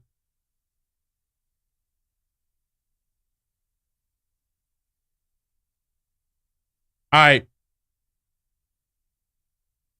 Y'all still saying it was, yeah, that audio. Okay, so this is MSNBC that was playing that during that time period with Trump. You know, notice how it says Trump versus Clinton, but they were playing an old video of him stating the same thing. Notice the date. I'm gonna just tell you. Hold on, my wife just texted me. The date at the top says August 5th, 1993. This is them replaying it. Oh, okay. Nah, my wife says she heard it. So some of y'all, I don't know. I don't know why it's not coming off. Hold up. But it just sounds like the wind in the background. Yeah, because he's outside. And it's an older clip. It's from 1993. Okay? Even though this was up to date, the Trump campaign part, but they were just replaying. That's where I clipped this from. I clipped this from MSNBC. And they replayed that part trying to campaign against him. I mean, you know, trying to control the narrative against him. Basically, let me repeat what he said. I'm gonna repeat what he said. Hold up, 3 months later, August 5th, 1993, on national television.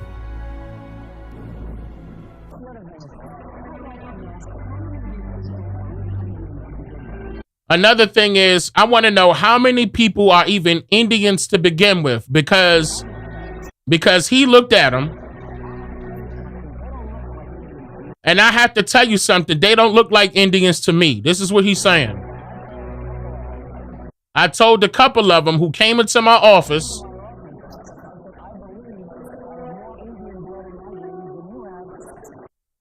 he said, I believe I have more Indian blood in my veins than you have. And then he gonna say, and I have none. And he said they laughed. He said they laughed. They think it's a joke. So maybe that some of y'all, it could be some phones. Y'all, I don't know if y'all have stereo phones or not. That could be, because me listening to it in my headphones, that audio was mono. So it could be coming in one side of y'all's phone. That's probably why y'all can't hear it. But the majority of up-to-date phones should be stereo. I don't know why that happened. But everything else you should be able to hear, because I'm in stereo throughout my whole video. So Donald Trump was not only exposing the fraud connected to the billion-dollar gaming industry, he was also exposing just how fraud some of the Indian leaders of some of the newly established Indian nations are as well, which should make you ask some serious questions. Like, why is there a committee in existence whose duty is to accept or decline applications to become a member of an Indian nation of America? Right. Why must you apply to become an American Indian versus proving that you are Indian by way of records of one's family relations that do exist? And that's another thing y'all gotta realize. That's another thing. Like those people out there, and I see this happening a lot, right? Those people that look like you and I, that went on ahead and applied to become a part of an Indian nation, and then they try to belittle you, for example, because you didn't want to apply or you didn't want to go through that process that you already know is fraudulent. Keep in mind, when you become an Indian nation, that doesn't make you an Indian. That just means that you became a part of an Indian nation that accepted you. And that doesn't make you more Indian than the next person who is of Indian blood. Like, I'm card carrying, Indian by blood. The majority of you don't have that. And you still are part of Indian nations. You do not have your certificate of Indian blood. I'm going to let that be known. A lot of you do not have that. The reason why is because you cannot prove it. Some of those records have been changed. There's certain Indian nations only accept certain census records. I know that for a fact. My family, some of my family accepted certain Indian nations and accepted to be a part of certain Indian nations. Is that a great thing? No. No, because every tribe has been infiltrated. Keep in mind, you're not dealing with tribes when you're a part of an Indian nation.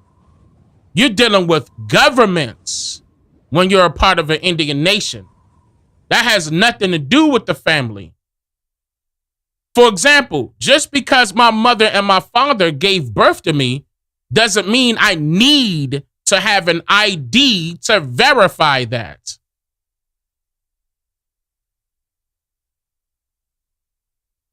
I'm going to let that sink in. Neither one of you right now that are watching now live and that's going to be listening later carry an ID. Notice I said ID, not birth certificate, not social security number, ID. Verifying that you are your mother and father's child. That ID is a membership card. Same thing with your driver's license. You are applying to become a member of your motor vehicle's registration, right? You're registering to not to become official. but to become what they would consider a driver, a member, someone that's going to drive the course, someone that's going to keep up the narrative. As if you need a license to drive. That's just an example. You would need a license to conduct business, right? If you're doing business as a driver, that's something different. Yes, you would want credentials at that point to prove that you are licensed in that field of business. That's commercial use.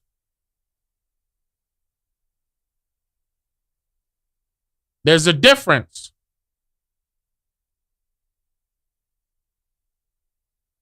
I need that to sink in. Those are credentials.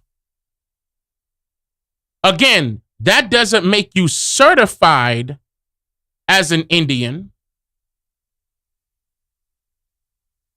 It does not. And the reason why I'm mentioning this is because there's people out there that will try to rub that in your face. And they're wrong. Still to this day. They're still wrong. You don't get no, and like people say you get benefits when you become a member of a tribe. Like what? Like what? The fact that you could carry an ID stating that you're a part of a nation? Because again, the people that live on the reservations don't get benefits. We just went over Exhibit A, B, and C. It doesn't make you better than the next person. It doesn't make you better than anybody. That doesn't make you sovereign. If you have to have an ID, you're not sovereign. You're still in the same boat as everybody else. Your ID is like higher than the next person's. You're in the same boat. We don't got to pay taxes. Yes, you do. Yes, you do. Don't lie. Yes, you do. It doesn't matter if you card carrying or not. You got to still pay taxes. The only people that don't got to pay taxes is the Indian nation, not its members. There's no difference. The foreign government, okay, the federal government still has its foot on your neck. You didn't make your situation better. There's no benefit just because you registered in a nation. There's a difference. You didn't register in a tribe. You register in a nation. You don't need to register in a family. The certificate of Indian blood is proving that you are Indian by blood. And you got that by way of paperwork down your bloodline. That's verified. They can't take that from you.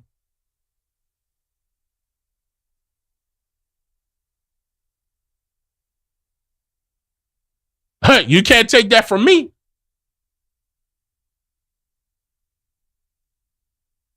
So don't let those people out there. I saw a couple of them. They would do that on TikTok and all the rest of them other places. Don't let that crap fool you. Them fools ain't getting nothing. Trust me, they wouldn't be, if they actually getting something, they wouldn't be online bragging about it. They will be showcasing it and let that brag. They don't need to talk. But they need to talk to encourage you into thinking that they actually getting something when they not. Again, the money from these casinos, as an example, are going back to the leaders. That's it. And I'm talking about every reservation don't look like it's worth $1 million right now. And it's over 350 of them. Well, a federally recognized tribes. I'm talking about name one that look like it's worth over $1 million. Trump was calling this out at the time it started, and it got worse. it progressively went downhill.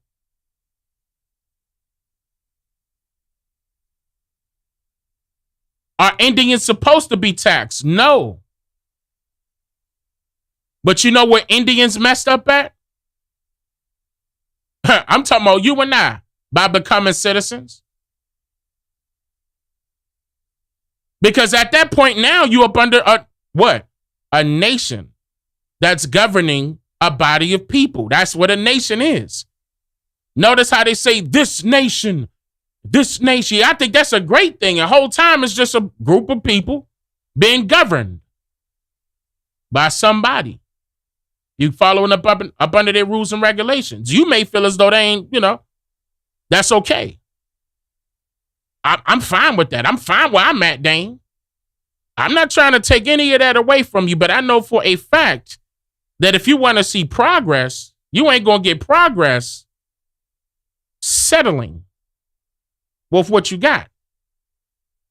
If you comfortable where you at, why you here? Well, I'm interested because I know my family said I got Indy. Okay, well, then it's a different fight.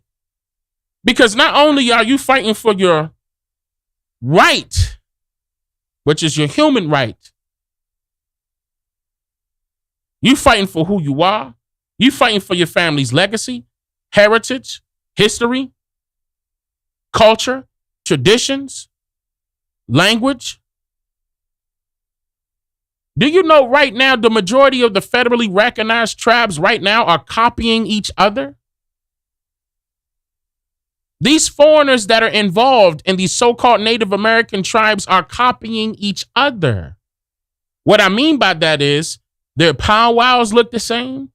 Their dress code look the same. And we know for a fact that that's not happened. That didn't happen that wasn't historically a fact where everybody had the same culture. Everybody had the same language. Everybody had the same garments. That's bull. Everybody had the same dances. Everybody beat on drums to the same beat. No. You could go to places in Africa right now. They may use the same drum, but they rocking to a different tune. These people that are so-called Native Americans and doing what they, are supposed to be doing by way of the federal government, telling them, all right, now is the time, is copying off of a script that everybody get. Similar to a pastor or preacher, every Sunday they get an email stating which one they got to go over for that week. It's the same thing. They get a script of what passage they got to go over for the week. The same thing happens when you federally recognize you're being federally regulated. That's what that is. That doesn't make you any better. That don't give you no bragging rights. You show your ID, but where your certificate of Indian blood card at? Where that's at? Where it verifies that you Indian by blood here. I know people that got declined who were full-blooded, that got declined to become an Indian nation. I did so many people's genealogy. I'm talking about stretching all the way back to 2015. I know what I'm talking about. And I did it personally. And they were denied by the so-called Indian nations when they proved that they were full-blooded. Again, certain particular nations are only going to accept certain people for a particular reason. Is that wrong? Yeah, absolutely. Absolutely. This is why, certain people settled and said, oh, well, tell you what, I'm a freedman. I'm an Indian freedman. And they're going to rock with that terminology. Now, you're going to have to accept your freedman because you had slaves, right? Yeah, just like everybody else did. Everybody that lived here that wanted to survive had employees. They had businesses. Of course they had slaves because that's what that was about. Nobody was going to survive unless they were either working or had other people working for them. That's still to this very day.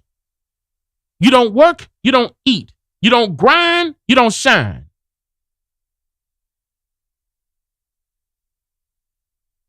That's still ongoing right now. It ain't hard to believe because it's not about believing. It's about making logical sense here. Again, everybody had slaves. Just like how everybody have employees. How you think the slave masters got by?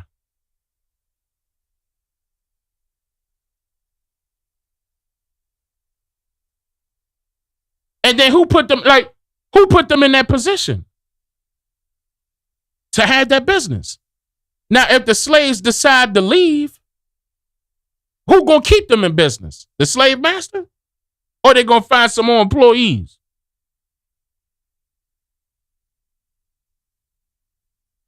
They got our people thinking that we were less than, so other people could take our place, our original spot. Trump was calling out the foreign infiltration of the original Indian tribes. And he was right.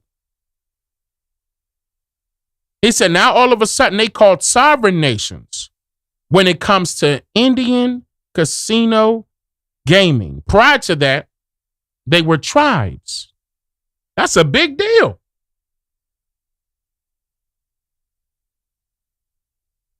So since the churches are not taxed, and they get donations, and they spread it amongst the congregation, right? Well, how the Indians gonna get paid? I mean, they did have their own businesses, but that wasn't doing too well. So how could the so-called Indian leaders go on business for themselves, not taxed, and make some type of money for themselves? Because it's definitely not going back to the reservations. Boop, 1987. Insert the casinos.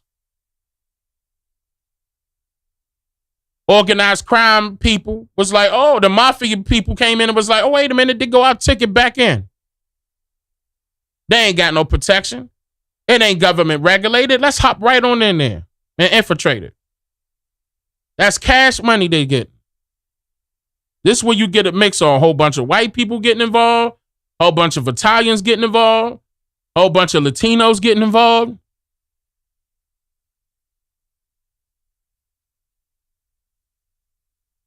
Whether they were indigenous or not, some type of way they ended up becoming parts of the tribe. They could have voted the person in. They could have just wrote the person in. I mean, especially when they walk up on a so-called Indian reservation and make that person an offer that they can't refuse because they ain't got no protection. Walk up in that thing with suits and tie, and you put down a Colt 45 on the table and tell them, I want this whole thing. Put me in. What you gonna do? You can't protect yourself. What you going to reach for the bow and arrow and throw the tomahawk at him and he got 3-4 other people with him? That's what Trump was pointing out. And it's the reason why the government didn't want to get involved, because they knew it was already happening. And of course they're getting a piece of that pie. They could lock people up and, get rid of people, unlive people. We got to edit that. And they were. That was happening.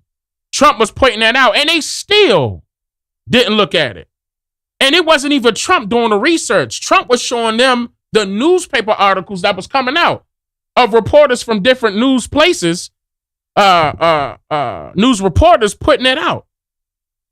And he said, wait a minute, so if they could report it, and they did little investigation, if the FBI get involved, then they do the FBI type of investigation.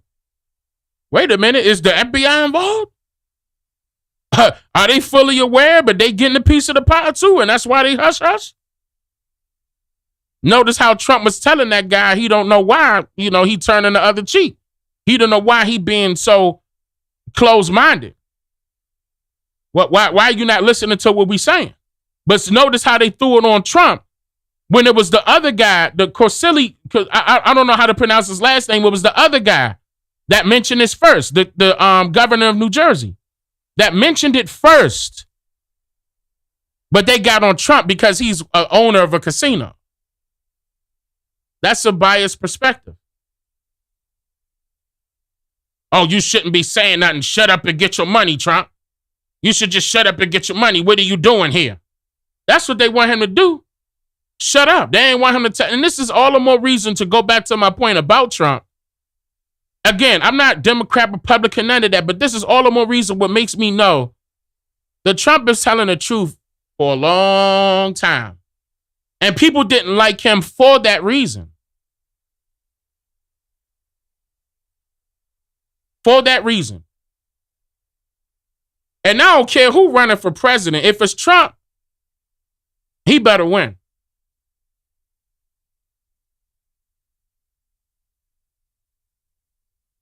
But see, look at how hard they working on trying to get this guy to just give up. And they wouldn't just do that to anybody, right? I mean, of course, we know it's a circus and they want to play these type of games to keep us all focused on everything and keep us distracted. It's a circus show. It is. But just think about that. I mean, name the last time they ever did anything like this to any other politician in history that you could recall right offhand. But Trump, again, not even a politician. And they giving him this much gripe. You could tell that something is wrong here. It ain't hard at all. And again, that's with me I'm not voting for no Democrat, Republican, none of that shit. And I'm like, wait a minute, but y'all niggas, like, y'all coming at Trump as if he broke a law when he actually trying to establish the laws that were already there and keep it afloat. And like, hey, wait a minute. Well, since this is a fresh law that you gave the Indians and they got a casino, what makes you think that this is going to be tax-free and I got to pay taxes, an arm and a leg, and to keep the same type of casino within the same states? Hold on, Congress. Wait, I mean, I understand Indians not taxed, but you talking about the gaming too? The casino too? Keep in mind that money going back to the reservations, right? No, but it's going back to the people, the leaders that are in charge of those nations. It ain't going back to the people on the reservations. They won't ever prove that. They just going to tell you all about that, regurgitated information that they may have written down already on the website. They probably regurgitated verbatim in order to get you up out of their face. And that's exactly what they did with Trump. And Trump wasn't having that. He wasn't backing down. That's another thing I like about him. That's another trait I like about him. That's probably some New York stuff in him for real. He don't back down. Why do you think that some Indian nations only accept specific documents of particular time periods and not all documents of key time periods? Right. That's another thing I just pointed out. They only do it at particular time periods. For example, the U.S. Census. They tell you to pick a specific year. We only going to accept the 1880. For example, just as an example, knowing that some of those records were changed, especially when they inserted the $5 Indians. The folks that paid $5 to enter on the Dawes rolls and a lot of other rolls that I'm going to go into in a later video. Because it was more than just the Dawes roll. Don't forget, the rolls were going from A to Z. I'm going to just let that know. I'm going to just keep that out there right now. So when I go into this, ain't going to be no ifs, ands, and buts about it. A to Z. Just keep that in mind. Why is it promoted to so-called blacks to take genealogy DNA tests to prove their genetic makeup? Right. When all of the Indian nations do not accept genealogy DNA test results as evidence of one's genetic makeup overall. Just think about that. If they don't accept genealogy DNA tests from the current members, I'm talking about at all. That's not even a prerequisite. They don't tell you, hey, you got to go take a genealogy DNA test. And whatever the results are, we're going to accept it or we're going to decline it based off of those results alone. If those results come back saying that you're 25% Native American, as an example, they're still not going to accept it. Just like they won't accept a certificate of Indian blood, meaning you could be full-blooded and they still will say no. That's how you know it's not about the tribes. It's about who's in charge of those nations, the governments. Why should so-called blacks accept it and the Indians don't? Keep in mind that this was the May 18th, 1993 radio interview used in part during Donald Trump's testimony hearing 5 months later on October 5th, 1993. So when you watch the rest of his response to George Miller, now you know exactly who Trump is referring to. And then you went on to, is this you discussing Indian blood? We're going to judge people by whether they have Indian blood, whether they're qualified to run a gaming casino or not? That probably is me, absolutely. Because I'll tell you what, if you look at some of the reservations that you've approved, you, sir, in your great wisdom have approved, I will tell you right now, they don't look like Indians to me. And they don't look like the Indians. Now, maybe we say politically correct or not politically correct. They don't look like Indians to me, and they don't look like Indians to Indians. And a lot of people are laughing at it, and you're telling how tough it is, how rough it is to get approved. Well, you go up to Connecticut, and you look. Now, they don't look like Indians to me, sir. Remember I said Connecticut, and he said Connecticut in that other interview, the radio interview with Dom Imus? Don't forget that. Now he's saying if you look at Connecticut, they don't look like Indians. Oh, so he's specifically pointing that out. Okay? Trump is not playing. He know they were all foreigners. And they know too. And they know too. They don't look like Indians to me, sir. They don't look like Indians to me, sir. They don't look like Indians to me, sir. Yeah. Okay. I ended it like that. So those of you that want that transcript, let me know. You're going to have to at least join the 13% community server, either my Patreon or the 13% community server. And I'll bring up those transcripts and you can have that. Let me see here. Yeah. But yeah, I mean, that was one part of it that I definitely wanted to point out that, you know, they still doing to this very day. They are still to this very day trying to control the narrative about Trump, knowing that Trump is mainly telling the truth. Again, there's some things that I disagree with, of course, just like anybody would say with me.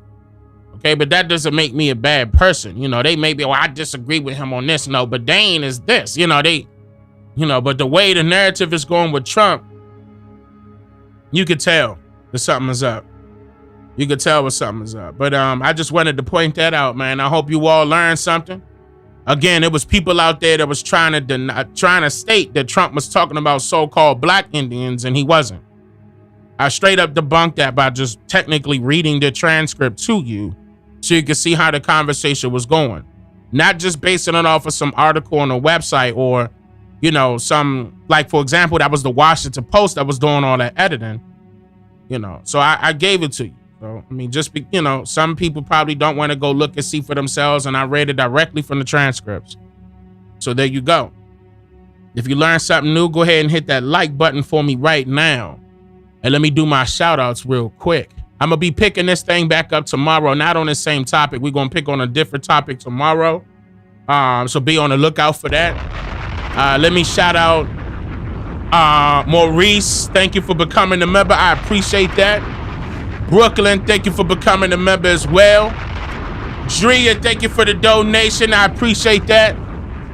And Kenneth, hold up. Set it on fire. Kenneth, thank you for the 5 gifted members. I appreciate that.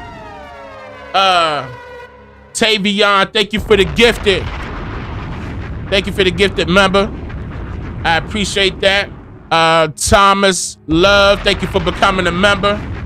Gene Diggs, thank you for becoming a member. Haru, thank you for becoming a member. And 2 like the number, thank you for becoming a member as well. Again, tomorrow, it's going to be earlier, like around 6 or 7 p.m. Eastern time. We're gonna get it in because I got some things I want to cover tomorrow. May even have a special guest. Oh, Elder Coleman said YouTube is doing something with the live. I can't even text in the chat. You guys are making someone upset. Uh-oh. I just got that text from Brother Coleman. I don't know. And that was 25 minutes ago he sent that to me. See, I didn't even see that. I didn't even see that. Interesting. Okay, so I didn't know. They must have been playing with the chat. They probably saw some numbers going up and they wanted to drop the numbers back down. It's all good. We're going to do it again tomorrow. Y'all take care. Hope you all learned something new. Leave a comment down below. Tell me what you think. Check you guys out tomorrow, 6 p.m., 6 or 7 p.m. Eastern Standard Time. You all take care. Have a great evening. Wado.